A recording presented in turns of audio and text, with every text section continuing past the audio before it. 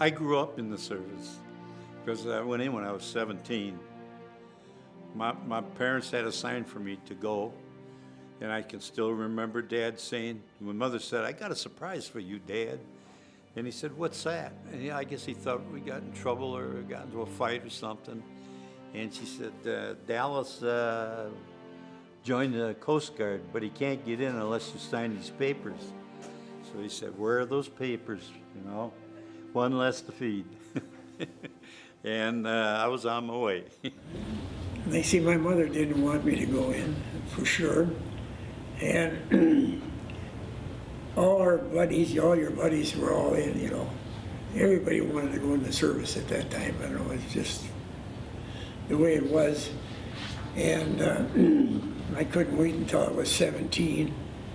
Then you would still had to have your parents' permission to go in the service. But I was almost 18 before I went in.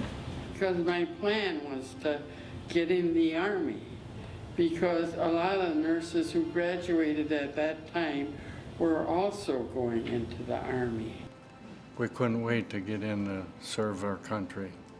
So as many of us, some of us were, I was 17, a couple, my friends were also 17.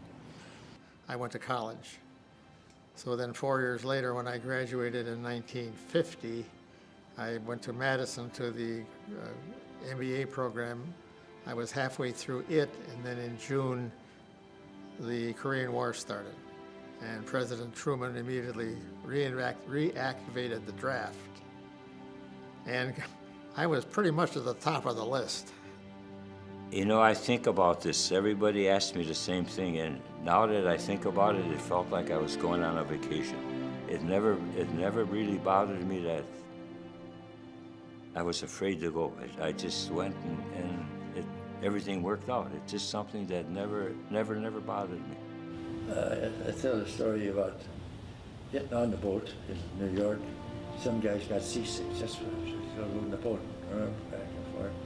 Me, I could stand out on the deck at nighttime and enjoy the waves and see the propeller coming out of the water.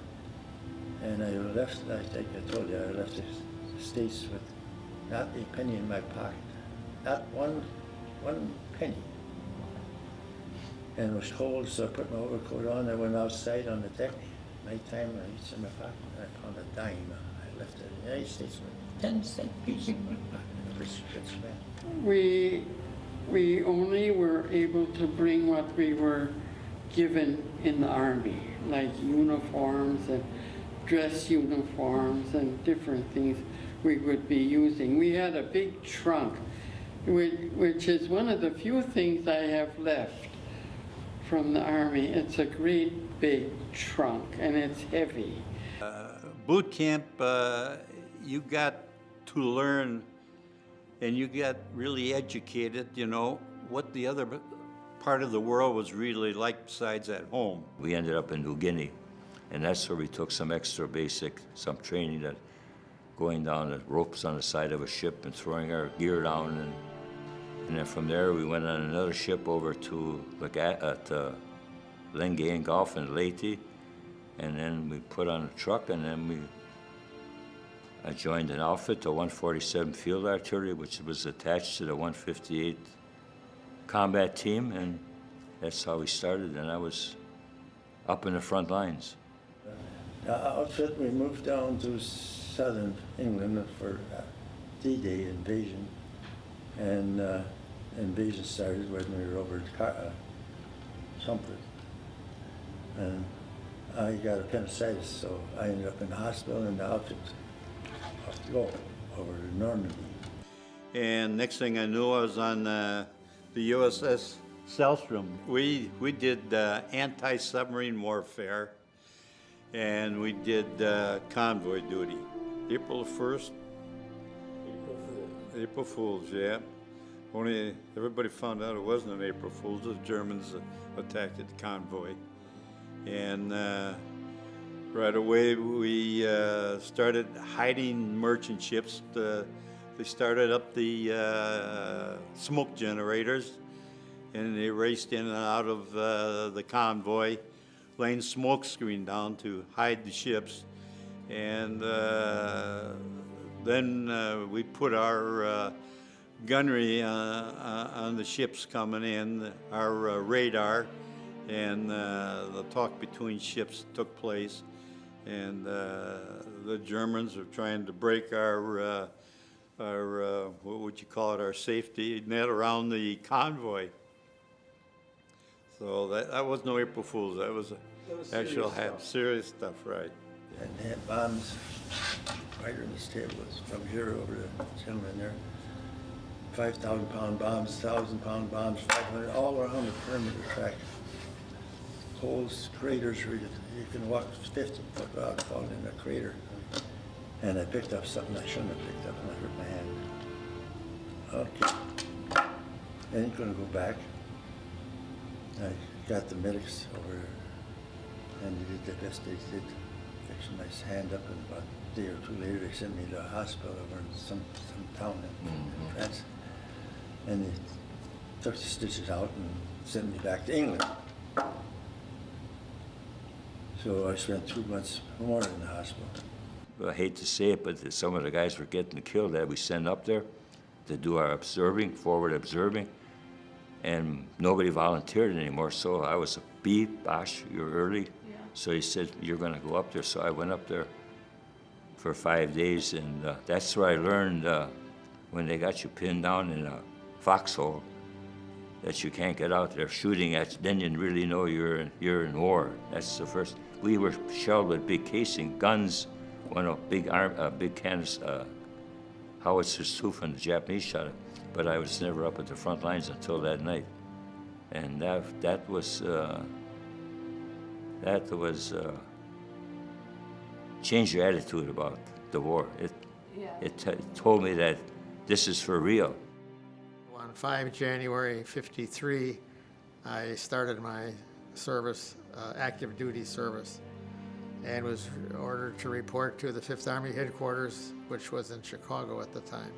And then I was ordered to come up to Fort Sheridan, and we were taken by train out to Nevada. They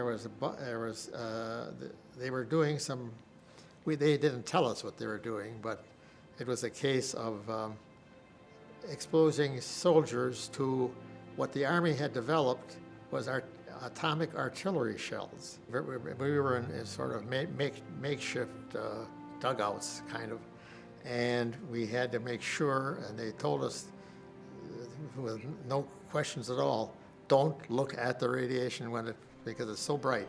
So you got to keep your hunkered down and keep your head inside, as close as you can to your body, and wait for the explosion. And then there, of course, after the explosion, there came the aftershock, which was a tremendous wind that just blew through the whole area, really just covered the whole area. Then you could look up, and sure enough, there you could see that mushroom cloud. The Filipinos built a theater for us out of logs for seats and a big stage. Well, they had the, I don't know if it was a colonel or general or something, was up on a stage telling us something, giving the point. Then when he came to the point, he says, well, we're gonna get you guys ready. We're gonna go invade northern part of Japan, and 75% of you won't be coming home.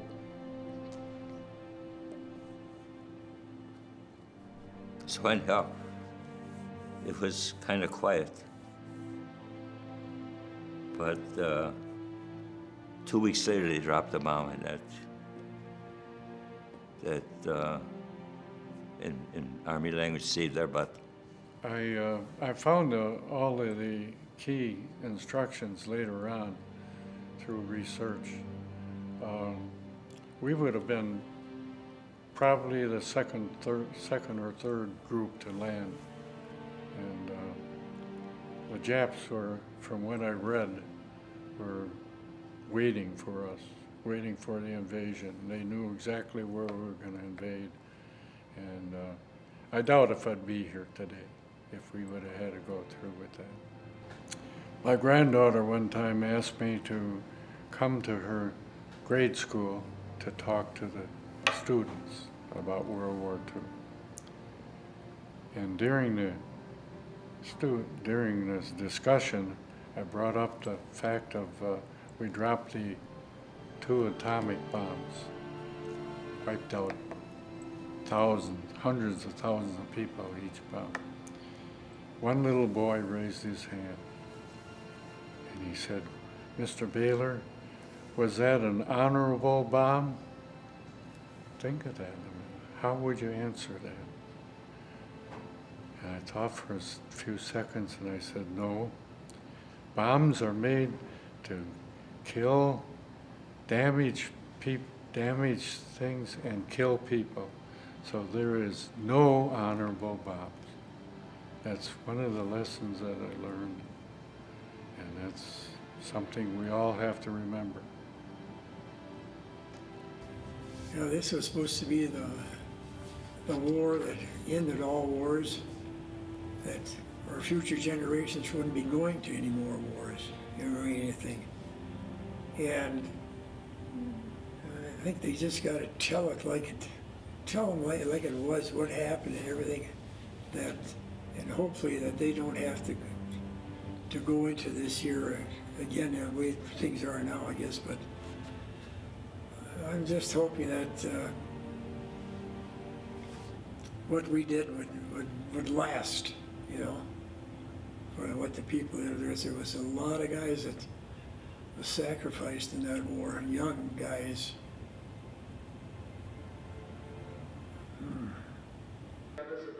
I really never thought that much about what we did, you know,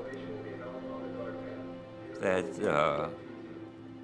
it would affect my life or something. It's hard to believe. Now that I think about it, I never thought about it before until all this is happening now. But it was well worth it. And never one day did I thought we'd lose the war. Never, never. We had the equipment, we had the people, we had the personnel. They knew what they were doing.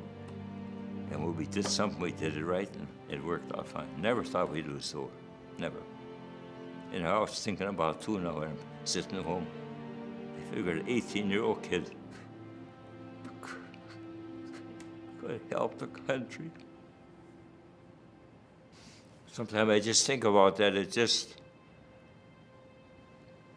that all you people that come and see me, I mean, all the stuff that we did. And you let me talk.